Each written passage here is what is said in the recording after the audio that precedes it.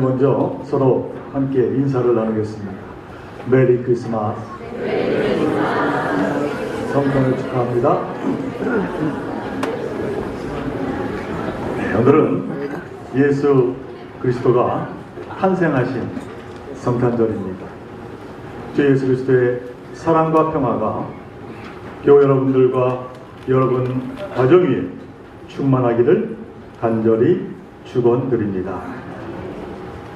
존 울드릭이라고 하는 아이가 있었습니다. 그의 어머니는 사회복지기관에서 일하는 사회복지사였는데 해마다 성탄절이 되면은 가난한 가정의 어린아이들에게 장난감을 선물로 보냈습니다. 어느 성탄절에 어머니가 이 아들 존 울드릭에게 아들아, 너는 장난감이 아주 많으니 그 장난감 중에서 제일 큰 것을 가난한 아이에게 선물하자고 제안하였고 존은 그렇게 하겠다고 동의하였습니다. 그러나 선뜻 대답하고 나서 생각하니 자기 장난감 가운데 제일 큰 것은 날개가 2m 20cm나 되는 대형 비행기였습니다. 자신이 보물처럼 아끼는 아주 비싼 그러한 장난감이었습니다. 그러나 내어놓자라고 하는 약속을 했기 때문에 너무나 아까웠지만은 엄마의 약속을 지키기 위해서 어쩔 수 없이 내어놓게 되었습니다. 이제 성탄절 전날 어머니는 이 존을 데리고 가난한 사람들이 모여 사는 동네 한 가정을 방문했습니다.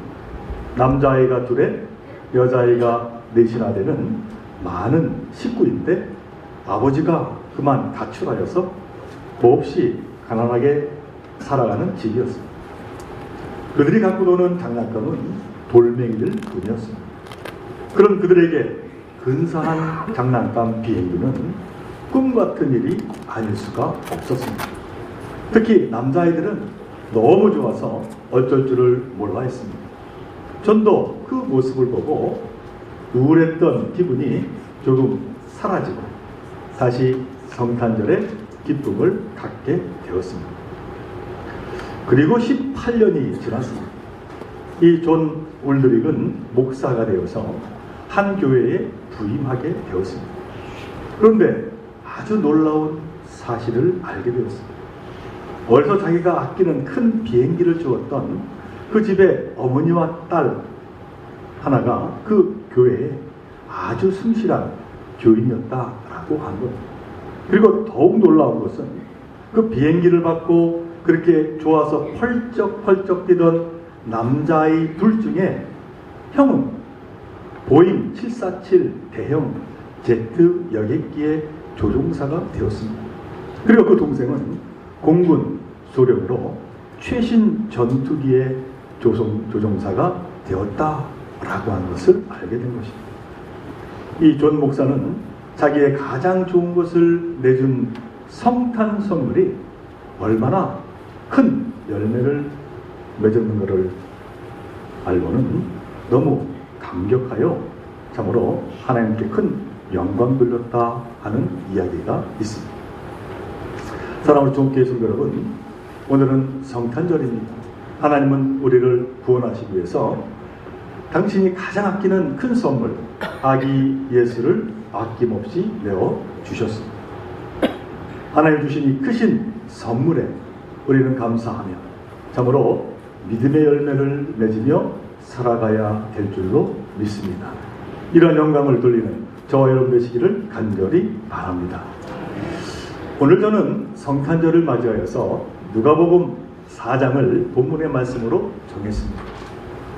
예수께서 이제 공생애를 시작하기 바로 전에 광야에서 40일간의 악마의 유혹을 이겨내신 다음에 고향 갈릴리 나사렛으로 돌아오신 후에 이루어진 말씀이 오늘 본문의 말씀입니다. 예수님은 고향에 돌아오신 후에 바로 회당으로 들어가셨습니다. 그리고는 자신이 세상에 오신 목적을 설명하시기 위해서 두루마리 성경을 집어드신 후에 오늘 본문의 말씀, 곧 구약성서 이사야서 61장 1절로 2절의 말씀을 주위에 있는 사람들에게 읽어주시게 되었습니다.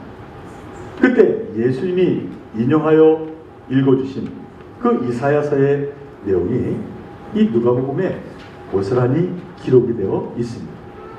제가 그 말씀을 다시 한번 읽어드립니다. 주의 성령이 내게 임하셨으니 이는 가난한 자에게 복음을 전하게 하시려고 내게 기름을 부으시고 나를 보내사 포로된 자에게 자유를, 눈먼 자에게 다시 보게 함을 전파하며 눌린 자를 자유롭게 하고 주의 은혜의 해를 전파하게 하려 하심이라 하였더라. 이렇게 읽어 내려간 것입니다. 근데 여기에 문제가 하나 발생했습니다. 그것은 예수님께서 인용하여 읽으신 이사야서 61장 1절로 2절의 말씀이 정작 이사야서의 본문 말씀과 비교할 때에 분명하게 달라진 점이 있었다라고 하는 겁니다. 말하자면 예수님이 회당에서 구약의 말씀을 인용하실 때 의도적으로 말씀의 한 부분을 그만 삭제하셨다라고 하는 사실이었습니다. 예수께서 인용하셨던 원문 이사야서 61장 1절로 2절의 말씀은 이렇게 기록이 되어 있습니다. 제가 또 읽어드립니다. 주 여호와의 영이 내게 내리셨으니 이는 여호와께서 내게 기름을 부으사 가난한 자에게 아름다운 소식을 전하게 하려 하십니다. 나를 보내사 마음이 상한 자를 고치며 포로된 자에게 자유를, 갇힌 자에게 노임을 선포하며 여호와의 은혜의 해와 우리 하나님의 보복의 날을 선포하여 위로하리라 하는 말씀이었습니다. 이 이사야서의 말씀과 예수님이 인용하여 읽으신 누가복음의 그 말씀과 비교해 본다면은 거의 대부분은 약간씩 단어가 다르지만은 그 전체적인 내용은 거의 똑같다고 그렇게 말할 수가 있습니다. 두 곳 본문 모두가 그리스도가 이 세상에 오신 목적이나 전적으로 가난한 자, 포로된 자, 갇힌 자, 눈먼 자, 마음이 상한 자, 억눌린 자, 참으로 세상에서 고통당하는 모든 자들을 자유케 하여 인간다운 인간으로 회복시키며 구원시키기 위함이라고 그렇게 이제 말씀하고 있는 것입니다. 이 사실은 이사야서나 누가복음에서 일치를 이루는 말씀뿐만 아니라 그리스도를 향한 구약과 신약의 모든 증언이 이 점에 있어서 서로 일치를 이루고 있다고 분명히 말할 수가 있습니다.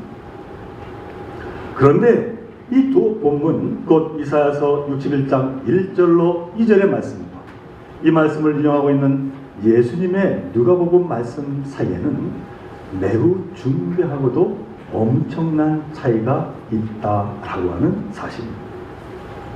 그것은 다름이 아니라 예수님이 인용하신 그 원 본문인 이사야서 내용 가운데 한 부분을 완전히 삭제해 버리신 것입니다.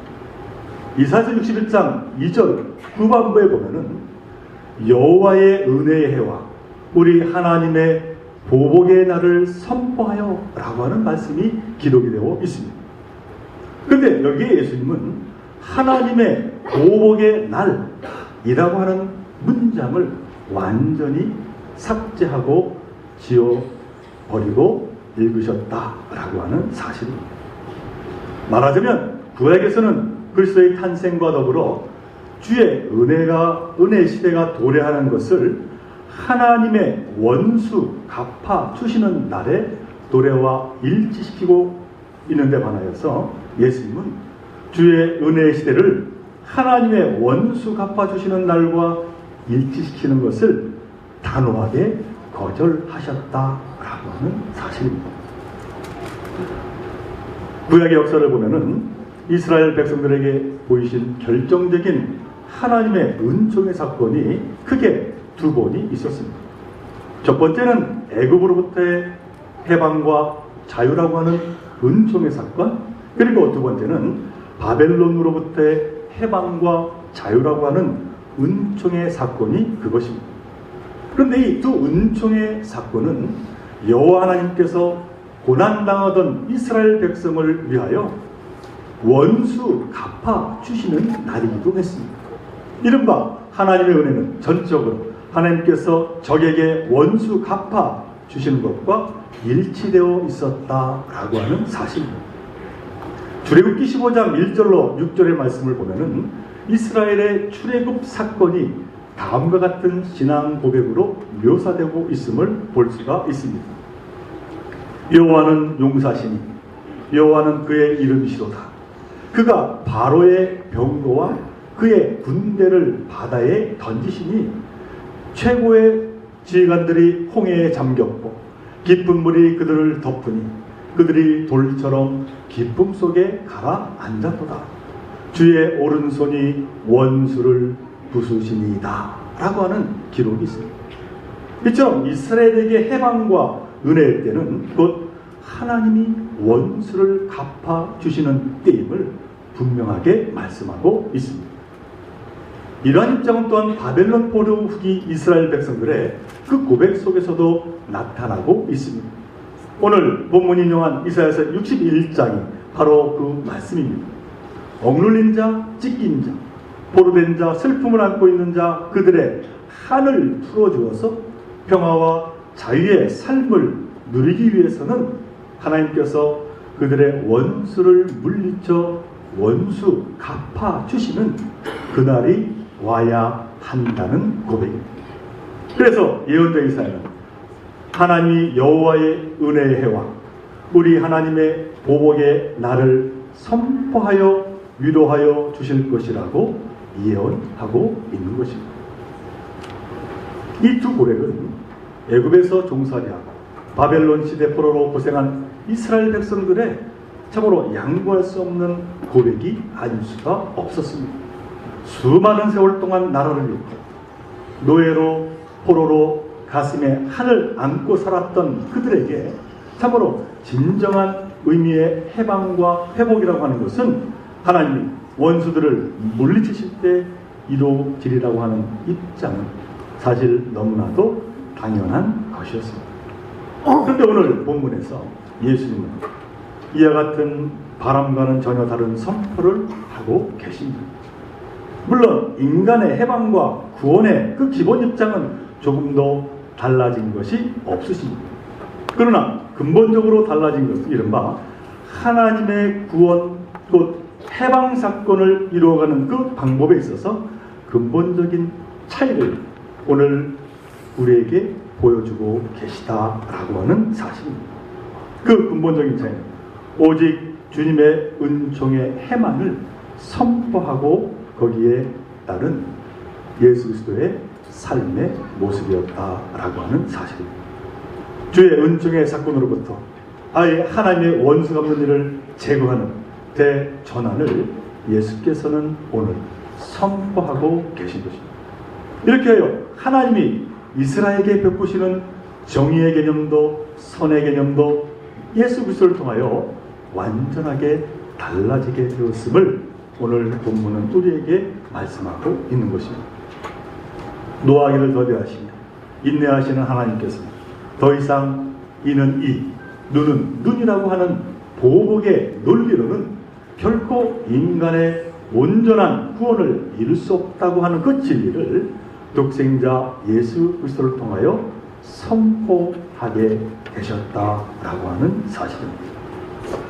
사랑하는 종교의 성도 여러분, 아기 예수가 탄생한 성탄절은 바로 이러한 하나님의 은혜의 해를 선포하는 날입니다. 원수 갚음으로써 하나님의 정의를 실현하는 그런 방법이 아니라 이와는 전혀 다른 방법, 이른바 사랑과 용서와 섬김을 통한 은총의 해를 선포하는 것으로 하나님의 정의를 실현하는 그 방법을 하나님이 택하시고 시작한 날이 바로 성탄절이다라고 하는 사실입니다. 그러나 문제는 오직 주의 은총의 새 시대를 여는 것은 하나님께서 원수 갚아주시는 해를 선포하는 일보다 몇 배 아니 몇백 배, 몇천 배나 더 어려운 과제였습니다. 왜냐하면 이 은총의 해는 철저하게 자신의 희생을 통하지 않고서는 결코 완전하게 이루어지지 않기 때문이었습니다. 예수님은 이 사실을 너무도 잘 알고 계셨습니다. 그래서 보복의 길을 철폐하고 은혜의 해를 선포한다라고 하는 것이 너무 고통스럽고 괴로워서 마태복음 26장 39절에서 이렇게 고백하시게 됩니다. 이 잔을 내게서 지나가게 하옵소서. 그러나 예수님은 바로 또 이렇게 고백하고 있습니다. 나의 원대로 하지 마옵시고 아버지의 원대로 하옵소서. 그 십자가를 지고 끝까지 그 섬김의 삶을 감당하시겠다고 고백한 것입니다. 그리고 이 땅에 오신 목적, 곧 보복을 넘어서 은총의 구원을 십자가를 통하여 이루어내셨음을 성경은 우리에게 말씀하고 있는 것입니다. 사랑하는 종교의 성도 여러분, 성탄절은 우리에게 무엇과 비길 수 없는 기쁨의 날입니다. 그러나 더불어 예수님은 원수 갚는 것을 넘어서서 용서와 사랑과 희생과 섬김으로 은혜의 날을 선포하시고자 이 땅에 오신 날이기도 합니다. 그러므로 우리는 이 성탄절을 마냥 즐거워하는 것에 머무르는 것이 아니라 우리 또한 사랑과 용서와 섬김의 삶을 다짐하는 그러한 결단의 시간으로 맞이해야 될 줄로 믿습니다. 그럴 때 하나님 주시는 참 구원과 참 평화가 우리의 삶 속에 또한 이 세상에 가득 넘치게 될 것이기 때문입니다. 바라본데 이러한 예수 그리스도의 참뜻을 온전히 내 믿음으로 바라보면서 참으로 이 성탄절을 맞이하여 더욱더 하나님께 영광 돌리는 저와 여러분들 되시기를 주님의 이름으로 간절히 축원을 드립니다.